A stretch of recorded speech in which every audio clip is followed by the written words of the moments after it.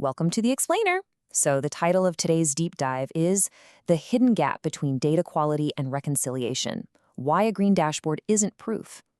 You know that feeling when you look at a dashboard, everything's glowing green, and you just breathe a huge sigh of relief, only to find out later that the numbers were completely, entirely wrong? Well, today we're exposing exactly why that happens. Grab a coffee because this is going to totally change how you look at your reporting forever. Picture this for a second. It's Monday morning. Your dashboard just refreshed. The pipeline indicators, all perfectly green. The pipeline was green. The alerts were quiet. I mean, your Slack channels are completely empty of those terrifying red error notifications. For everyone involved, from the engineers to the business stakeholders, it just looks like another successful, quiet, normal morning. Every data quality test passed. Zero obvious errors. Honestly, it goes way deeper than just a quiet Slack channel. You pop open your data quality report, and literally every single test is passing. No bad rows, no broken columns, nothing. The table looks pristine.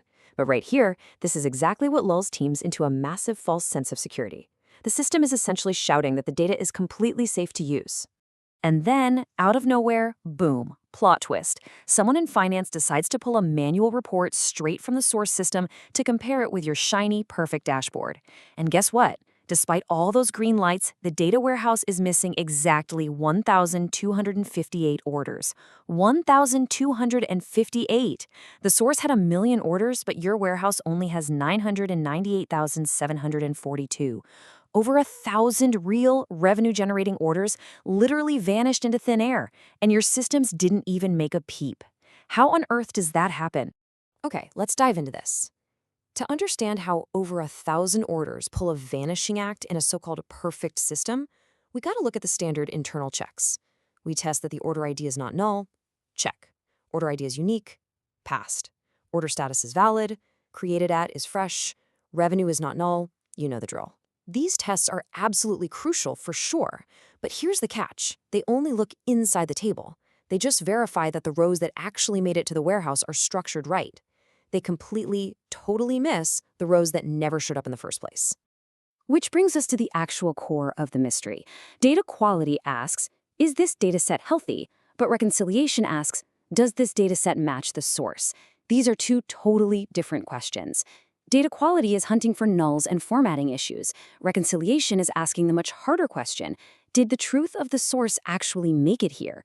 Your quality tests can pass with flying colors, while the reconciliation answer is just a flat-out no. So let's formalize this. Reconciliation is the process of comparing two outputs, source versus target, old versus new, to prove they are equivalent rather than just internally healthy. It's a complete paradigm shift.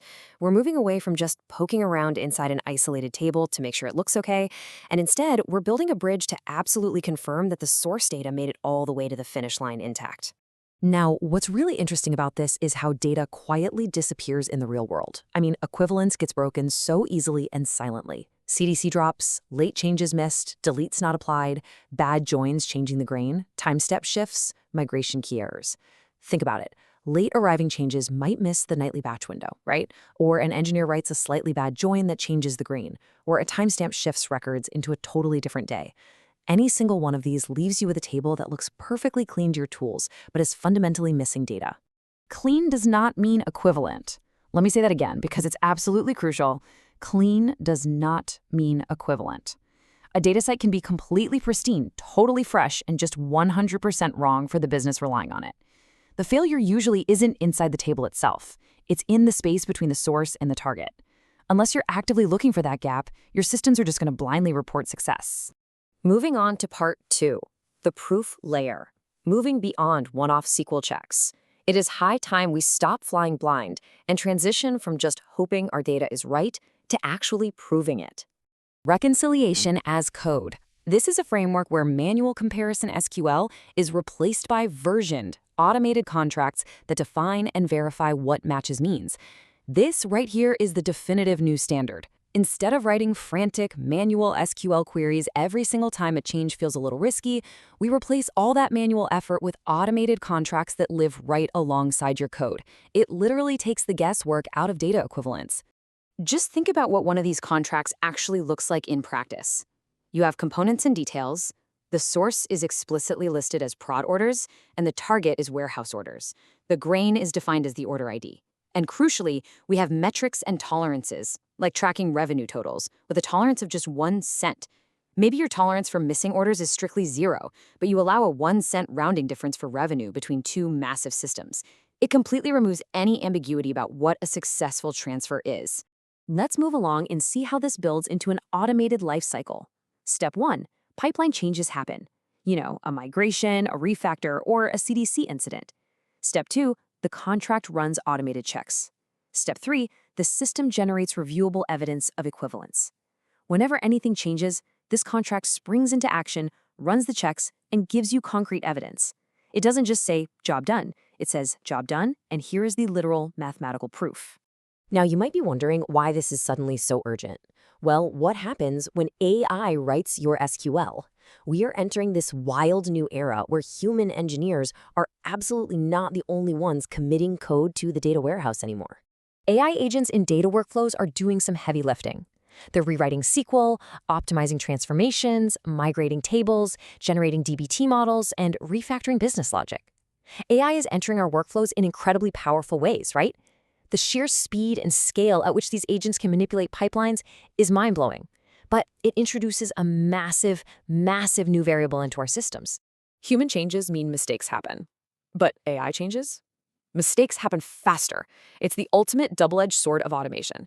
An AI might write perfectly valid, error-free SQL that breezes through every single data quality check.